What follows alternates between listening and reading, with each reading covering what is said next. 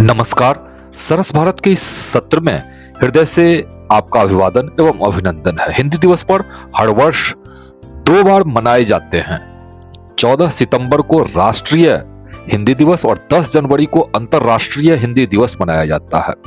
इन दोनों ही दिवस पर सोशल मीडिया में परस्पर शुभकामनाओं का जमकर आदान प्रदान इन दिनों देखने को मिल रहा है। इसका चलन और प्रचलन बढ़ रहा है, जो शुभ संकेत का ही परिचायक है।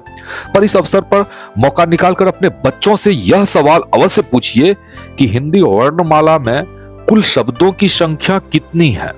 विश्वास कीजिए, आपके और हमारे बच्चे इस प्रश्न के जवाब में बगले झांकने के लिए विवश हो जाएंगे। अगर आपके बच्चे इस सवाल का जवाब दे देते हैं तो आप बेहद सौभाग्यशाली हैं।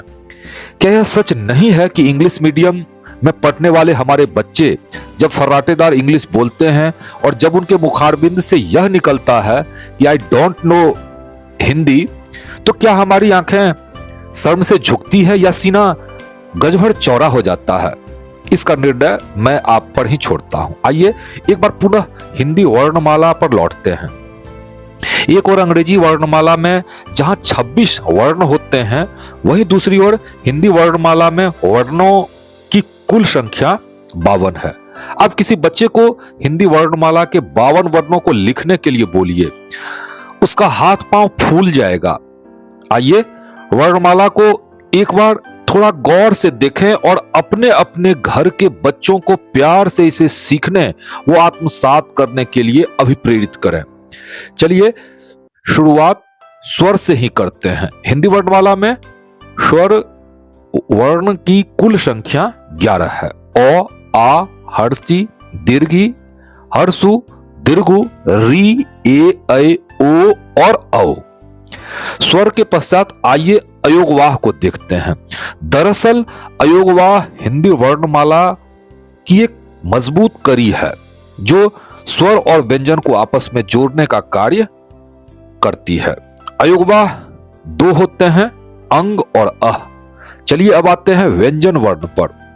अयोगवाह को कुछ देर के लिए छोड़ दिया जाए तो कुल व्यंजन वर्णों की संख्या 39 है।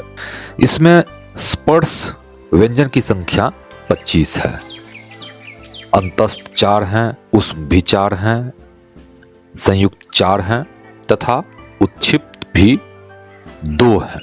इस प्रकार सामान्यतया व्यंजन वर्ण की कुल संख्या 39 है। आइए एक बार इसे थोड़ा विस्तारित करते हुए देखते हैं। सबसे पहले स्पर्श व्यंजन की चर्चा करते हैं, जिसकी संख्या 25 है। इसके अंतर्गत क, ख, ग, घ, ङ, च, छ, ज, झ, या, त, ठ, ड, ढ, ण, त, थ, द, ध, न, प, फ, ब, भ, म। इसके बाद आते हैं अंतस्थ पर, तो य, र, ल और व ये अंतस्थ के अंतर्गत आते हैं। ऊष्म व्यंजन के अंतर्गत तालव्य श, मूर्धन्य ष, दंत स और ह आते हैं। इसी प्रकार संयुक्त व्यंजन के अंतर्गत छ, त्र, ज्ञ और स्र आते हैं। इसी तरह 11वीं शताब्दी में हिंदी वर्णमाला में 2 आगत स्वर प्रवेश किए हैं, जिसे हम उत्क्षिप्त वर्ण कहते हैं। ये हैं अड़, अढ़। ध्यान रहे, संस्कृत में इन दोनों वर्णों का प्रयोग नहीं होता है। आइए इससे संबंधित कुछ उदाहरण देखें। आइए अब 2 शब्द लेते हैं। जैसे हम सब प्रायः जड़मती और गरुड़ शब्द का उच्चारण करते हैं, पर ये दोनों ही शब्दों के उच्चारण गलत है। सही होता है गरुड़, ना कि गरुड़।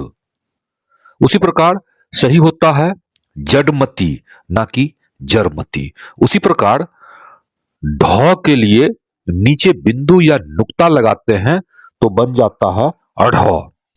अब एक उदाहरण के माध्यम से इसे और स्पष्ट करते हैं। जैसे हम कहते हैं चढ़, ना कि चढ़। जब नुक्ता लगता है तो बन जाता है चढ़, और नुक्ता नहीं लगता है तो होता है चढ़। इस प्रकार इन उत्क्षिप्त वर्णों से भी हमें अपने बच्चों को भली भांति रूबरू करवाना चाहिए। इस अंक में इतना ही। अगर यह अंक अच्छा लगा हो तो इसे साझा करना नहीं भूलें।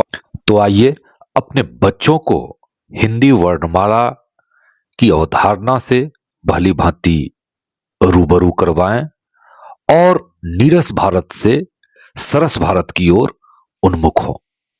इस अंक में इतना ही। मिलते हैं अगले अंक में रोचक और प्रेरक प्रसंग के साथ। बने रहें सरस भारत के साथ। ओम शांति।